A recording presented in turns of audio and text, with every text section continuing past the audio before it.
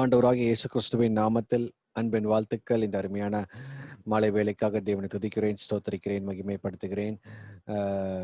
கர்த்தர் நம் மத்தியில அளவுக்கு அதிகமாக அசைவாடி கொண்டிருக்கிறார். ஹல்லேலூயா. ஒவ்வொரு நாளும் தேவன் நம்மளுடைய அநாதி தீர்மானத்தின்படி நம்மளை வழிநடத்தி கொண்டிருக்கிறார். பைபிள் ஸ்டடி மூலமாக சத்தியத்தையும் வசனத்தையும் நம்ம அறிந்து தேவனுடைய ராஜ்யத்துக்கு நேராக நம்மளை ஆயத்த பண்ணி கொண்டிருக்கிறார். தேவனுக்கு கொடான கோடி ஸ்தோத்திரங்கள், தேவனுக்கு கொடான கோடி நன்றி. கர்த்தர் மிகுந்த காரியங்களையும் பலத்த கிரியைகளும் செய்து கொண்டிருக்கிறார். ஹல்லேலூயா.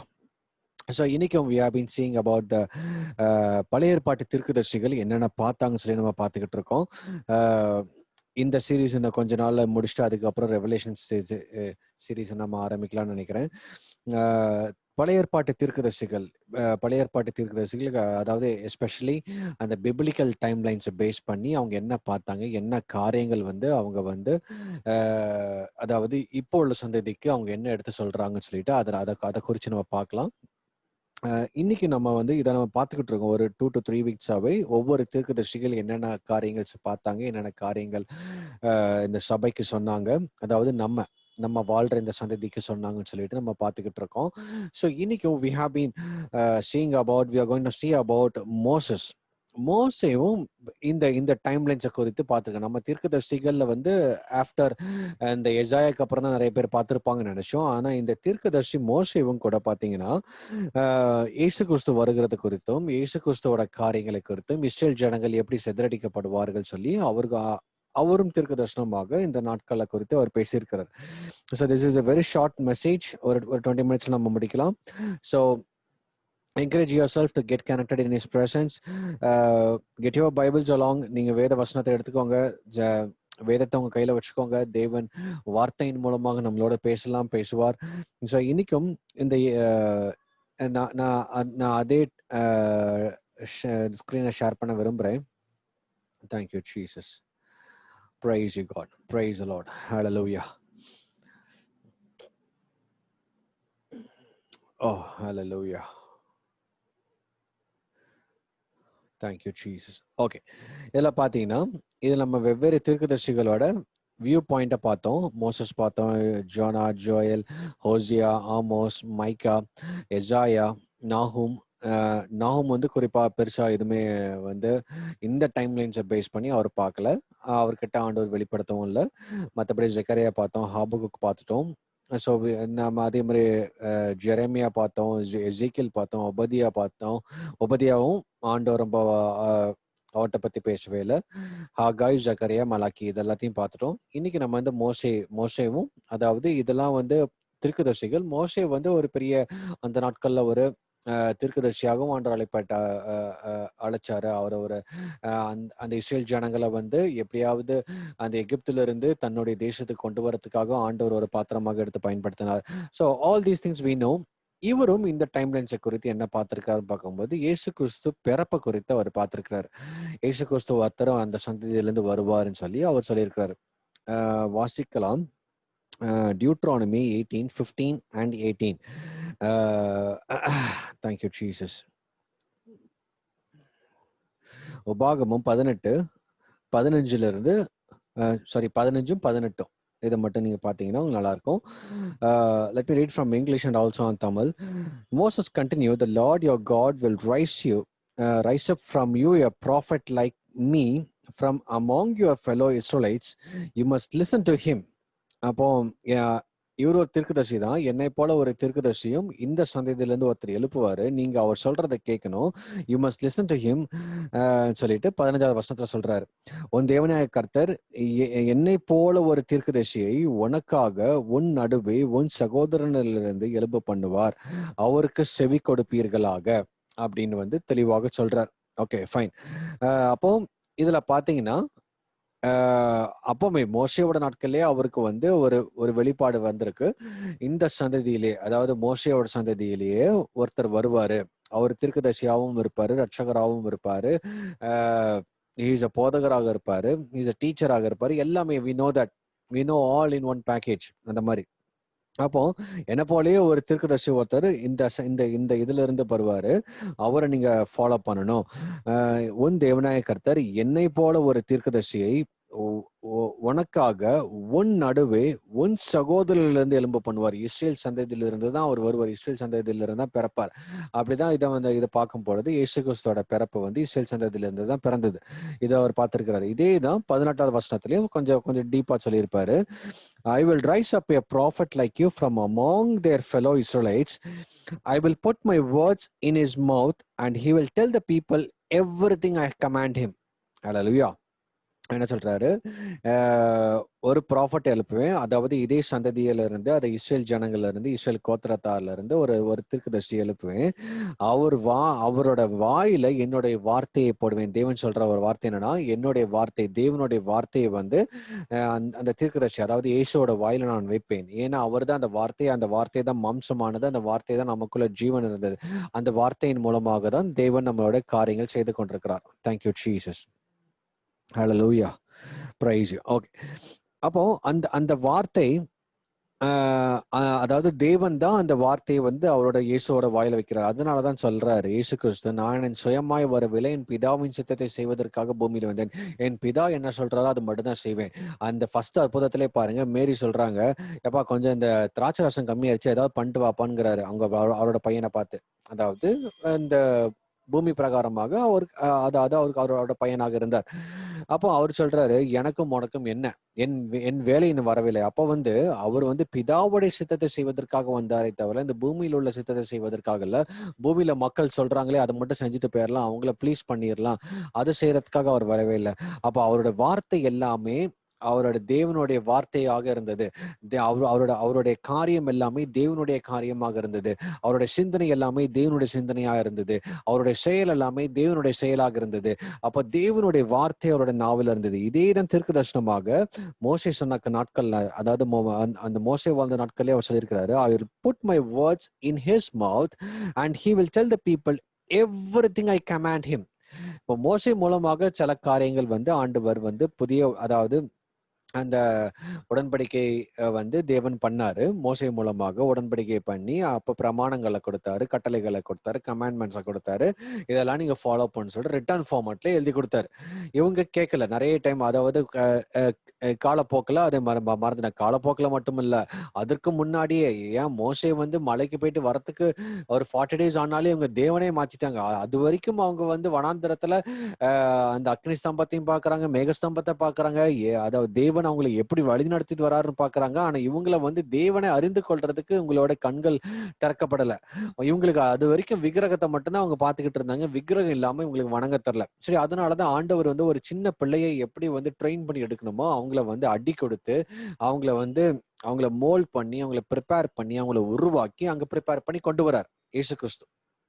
அப்போல மோசே மூலமாக பண்ணிட்டு இருக்காரு. அப்போ மோசே மூலமாக நிறைய லா கொடுக்குறாரு. லா வந்து எப்படி இருக்குன்னா, எப்படி நீங்க சாப்பிடணும், எப்படி கை கழுவணும், எந்த சாப்பாடு நீங்க சாப்பிடலாம், இந்த சாப்பாடு நீங்க சாப்பிடக்கூடாது, எது நல்லது எது கெட்டது, எப்படி நீங்க பழகணும், எப்படி பேசணும், ரிலேஷன்ஷிப்னா என்ன, உன் தாயின் தகப்பனை எப்படி கணம் பண்ணணும், உன் பிள்ளை எப்படி வளர்க்கணும், எல்லாத்தையும் சொல்லித்தராரு. ஆல்மோஸ்ட் ஒரு க்ளோஸ் டு 650 கமாண்ட்மெண்ட்ஸ் கிட்ட, க்ளோஸ் டு ஒரு டீடைல் கமாண்ட்மெண்ட்ஸ் கிட்ட வந்து மோசே கிட்ட கொடுக்குறாரு. அது 10 பிரதான கட்டளைகள் நம்ம பார்த்துருக்கோம். 10 மெயின் கமாண்ட்மெண்ட்ஸ். அதுக்கப்புறம் நிறைய இது, எப்படி சாப்பிடணும், எப்படி நீங்க கை கழுவணும், எப்படி நீங்க வந்து குளிக்கணும், எப்படி உங்க துணியை துவைக்கணும் கூட எல்லாமே சொல்லி கொடுத்துட்டு இருக்காரு. ஸோ அதான் ஒரு சின்ன பிள்ளைங்களுக்கு, ஒன்னும் அறியாத ஒரு பிள்ளைக்கு எப்படி நம்ம வந்து எல்லாமே பேசிக்கா எல்லாமே சொல்லி தருவோமோ அதே போலதான் தேவன் இந்த இடத்துல சொல்லித்தரார் கிளியராக. Thank you Jesus. அப்போ தேவன் எதிர்பார்க்கிற காரியம் என்னதென்று தன்னுடைய ஜனங்களுக்கு வெளிப்படுத்துறதுக்காக தான் அந்த வார்த்தை. அப்ப எதுக்கு அந்த தேவனுடைய வார்த்தை நமக்கு முக்கியம், எதுக்கு இந்த பைபிள் நமக்கு முக்கியம்னு பாத்தீங்கன்னா, அந்த பைபிள் மூலமாக தான் தேவன் என்னோட வாழ்க்கையை என்ன செய்ய நினைக்கிறார், நான் எப்படி மாறணும், நான் என்னென்ன காரியங்கள் செய்யணும், எது தப்பு எது கரெக்ட்னு சொல்லிட்டு ஒரு ஸ்கேல், ஒரு ரிட்டன் ஃபார்மேட்ல நமக்கு எழுதி ஒரு மேனுவல் நமக்கு கொடுத்துருக்காரு. நம்மளோட லைஃபோட மேனுவல்வே இந்த பைபிள் தான். ஸோ அது வந்து எப்படி உருவாகி இருக்கு, நம்மளை எப்படி உருவாக்கி இருக்கிறாரு, நம்ம எதை டிராவல் பண்ணி போயிட்டு இருக்கோம், எங்க நோக்கி போயிட்டு இருக்கோம், இந்த வாழ்க்கை என்ன, ஆஃப்டர் டெத்துக்கு அப்புறம் என்ன நடக்க போகுது, நம்ம எல்லா டீடைல்ஸுமே இந்த பைபிள்ல நமக்கு இந்த வார்த்தையாக நம்ம கொடுத்திருக்கிறார்.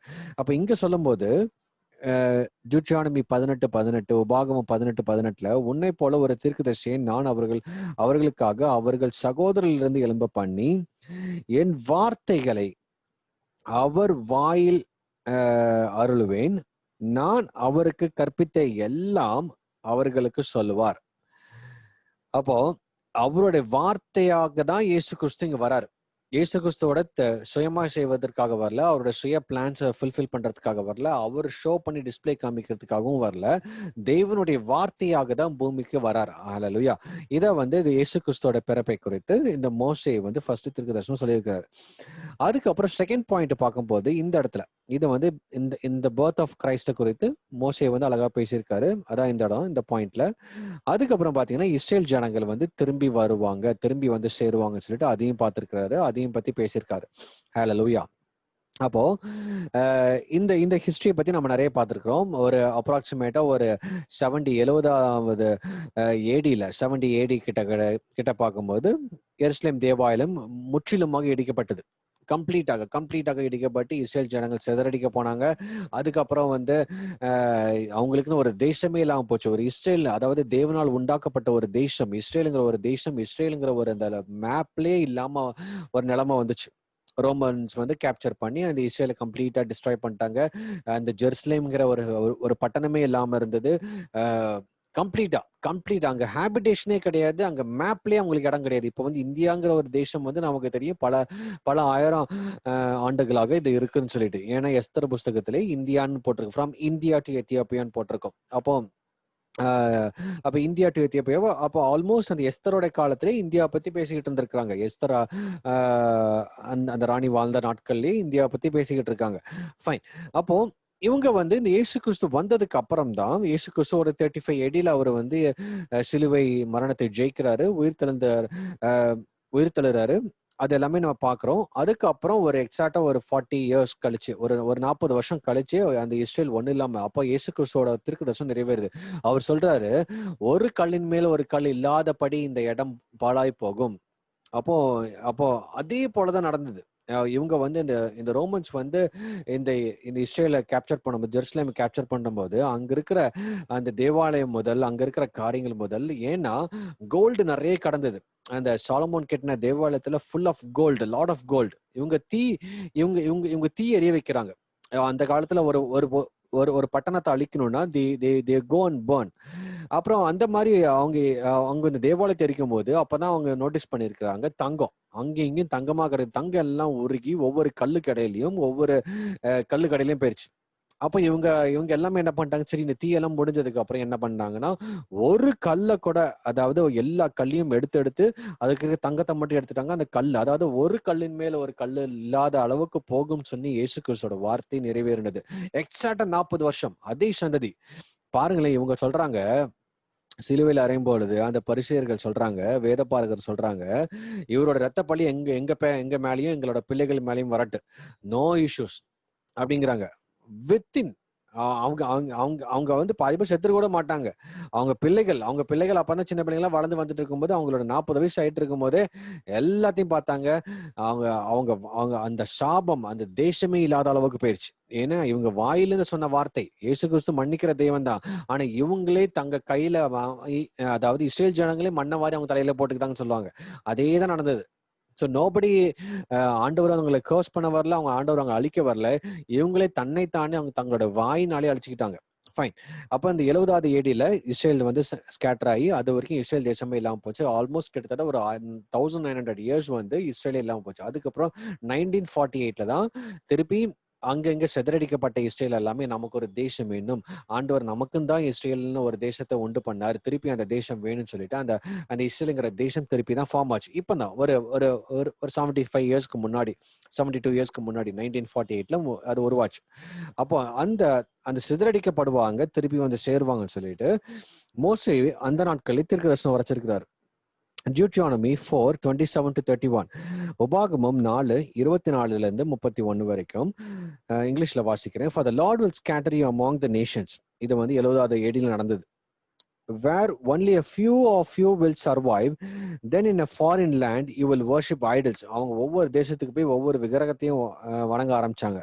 Idols made from wood and stone, gods that neither see nor hear nor eat or smell. எந்த ஒரு விக்கிரகமோ அது உங்களை பார்க்க முடியாது, அதுக்கு கேட்க முடியாது, அது உங்களை ஸ்மெல் பண்ண முடியாது, அது அதாலையும் சாப்பிட முடியாது. Okay, but from there you will search again for the Lord your God, and if you search for him with all your heart and soul, you will find him. இந்த இஸ்ரேல் ஜனங்கள் எல்லாம் இந்த இந்த இந்த அவங்களுக்கு வந்து அவங்க அவங்க அவங்க அவங்க தேசமே இல்லாத போற நாட்கள்ல வந்துட்டு இருக்கும்போது, அப்ப ஆண்டவர் இங்கேயும் சீக்கிரம் கொடுக்குறாரு. நீங்க சிதறடிக்கப்பட்டுருவீங்க, நீங்க விக்கிரகத்துக்கு பின்னாடி போய் மாட்டிப்பீங்க. ஆனா உங்களை அதுல இருந்து தப்பிக்கிறதுக்கு ஒரே வழி சொல்றேன். என்ன வழினா, நீங்க திரும்பியுமாக என்னை உங்களை முழு இதயத்தோட நீங்க தேடினீங்கன்னா, then I will all bring you back. உங்களை எல்லாத்தையும் நீங்க சிதறடிக்கப்பட்டு போயிருக்கீங்க. ஒவ்வொரு விக்கிரகத்துக்கு பின்னாடி இருக்கிறேன். நீங்க நீங்க இப்பவாவது நீங்க மனம் திரும்பி நீங்க வந்து நீங்க நீங்க எனக்கு பின்னாடி வந்தீங்கன்னா, அதே இதை நான் தமிழ்ல வாசிக்கிறேன் பாருங்களேன். கர்த்தர் உங்களை புறஜாதிகளுக்குள்ளே சிதறடிப்பார். இது வந்து 70வது ஏடியில நடந்தது. கர்த்தர் உங்களை கொண்டு போய் விட போகிற ஜாதிகளிடத்திலே கொஞ்ச ஜனங்களாய் மீதி இருப்பீர்கள். அங்கே காணாமலும் கேளாமலும் சாப்பிடாமலும் முகராமலும் இருக்கிற மரமும் கல்லுமான மனுஷர் கைவேலையாகிய தேவர்களை சேவிப்பீர்கள். விக்கிரகங்களை சேவிப்பீங்கன்னு போட்டிருக்கு. அப்பொழுது அங்கே இருந்து உன் தேவனாகிய கர்த்தரை தேடுவாய், உன் முழு இருதயத்தோடும் உன் முழு ஆத்மாவோடும் அவரை தேடும் பொழுது அவரை கண்டடுவாய். இங்க ஆண்டவர் வந்து நீ சிதறடிக்கப்பட்ட, அவ்வளவுதான், உன்னை கைவிட்டேன்னு சொல்லிட்டு விட்டுறல.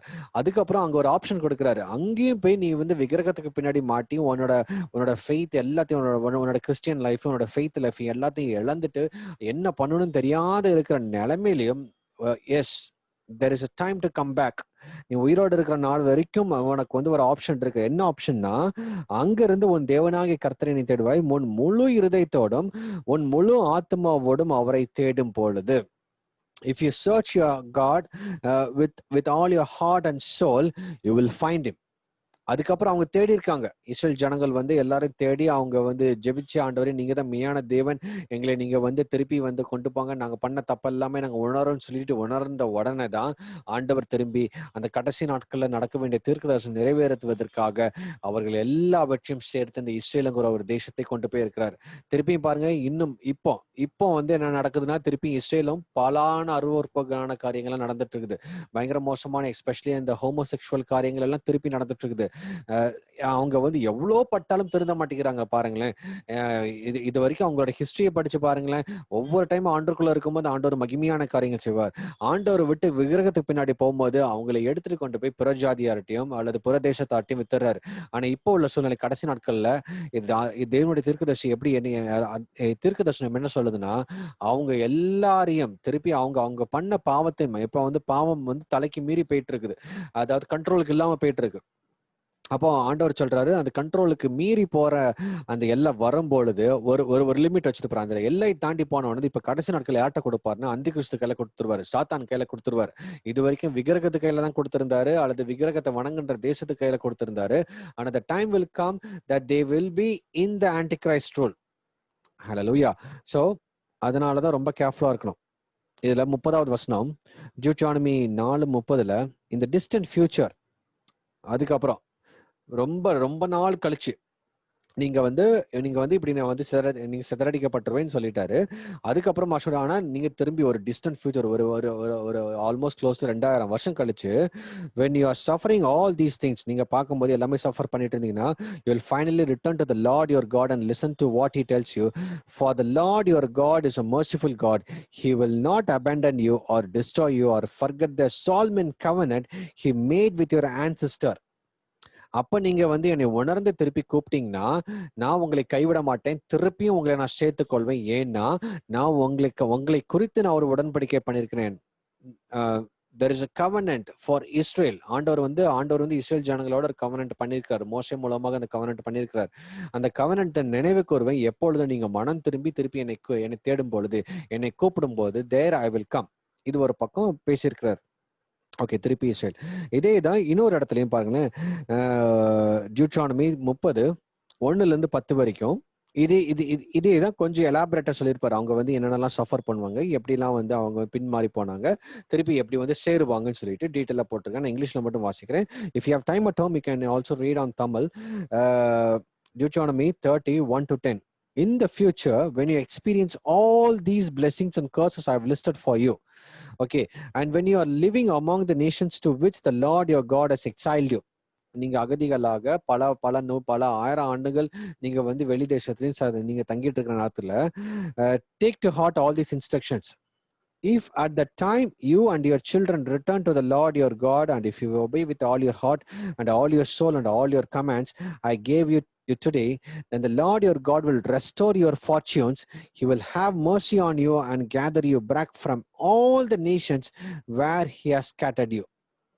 எங்க அதாவது நீங்க வந்து கேட்டீங்கன்னா திருப்பி நான் வந்து உங்களை அப்படியே கொண்டு வருவேன். 4வது வசனம், even though you are banished to the ends of the earth, the Lord your God will gather you from there and bring you back again. இது வந்து 1940 அப்படி நடந்தது. பயங்கரமா சிதறடிக்கப்பட்டாங்க. ஒவ்வொரு நூக் அண்ட் கார்னர் எல்லா தேசத்துக்கும் சிதறடிக்கப்பட்டாங்க. ஆனா 1948ல இஸ்ரேலுங்கிற ஒரு தேசம் உருவாகி எல்லாருமே திருப்பி they went back. எல்லா யூதர்களும் அந்த இஸ்ரேல் தேசத்துக்கு திருப்பி போனாங்க. இதேதான் அப்படி நிறைவேறுச்சு. Hallelujah. 6வது வசனம், the Lord your God will change your heart and the hearts of all your descendants so that you will love him with all your heart and soul and you may live. The Lord your God will inflict all these curses on your enemies and on those who hate and persecute you. Then you will again obey the Lord and keep all his commandments that I am giving you today. Hallelujah. பாருங்களேன், 4வது வசனம் மட்டும் நான் வாசிக்கிறேன் தமிழ்ல. Deuteronomy 30:4, உன்னுடையவர்கள் வானத்தின் கடையான திசை மட்டும் துரத்துண்ட இருந்தாலும் உன் தேவனாகிய கர்த்தர் அங்கே இருக்கிற உன்னை கூட்டி அங்கே இருந்து உன்னை கொண்டு வந்து, ஹல்லேலூயா, உன் பிதாக்கள் சுதந்திரித்திருந்த தேசத்தை நீ சுதந்திரிக்கும் படிக்கும் உன் தேவனாகிய கர்த்தர் அதில் உன்னை சேர்த்து உனக்கு நன்மை செய்து உன் பிதாக்களை பார்க்கிலும் என்னை பெருக்க பண்ணுவார்.